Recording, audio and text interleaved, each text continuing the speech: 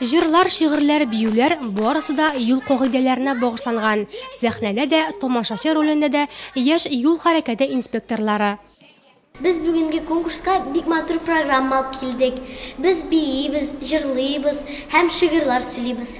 Конкурста җиңер өчен бик тырышырга кирәк, кычкырып сөйләргә, уялмаска, елмаерга. Һәм biz бик тырышабыз, biz җиңербез дип уйлыйбыз. Һәр командада 4 кеше, чыгыш ясау вакыты 3 минут. Рәсемнәр, юл билгеләре, уенчык машиналар. Чыгышлар төрле булса да, максат бер. Юллардагы куркынычсызлыкны кисәтү. Бу малай начар малайны уйнады. Ул правиланы белми. Минем дуслар аны өйрәттеләр. Бу конкурста бик күп отрядлар булды. Аларның бер генә цель. Безнең юлларда безопасность булсын. 27 командага бәя бирү өчен жюриның үз критерийлары. Катнашучыларның киенү стиле, башкару осталыгы, музыкаль бизәлеш теманы ачып бирү. Быелгы конкурс экология темасына багышланган иде.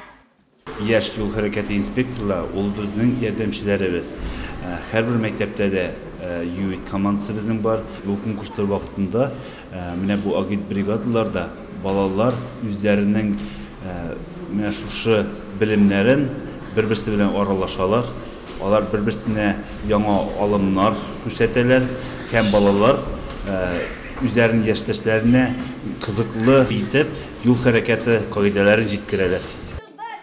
Әлеге бәйге куркынычсыз тәгәрмәч конкурсының бер этабы. Яшь агит бригадашларны тагын 3 ярыш көтә. Барлык бәйге нәтиҗәләре буенча иң күп балл җыйган команда республика дәрәҗәсендә Нурлат тонын яклаячак.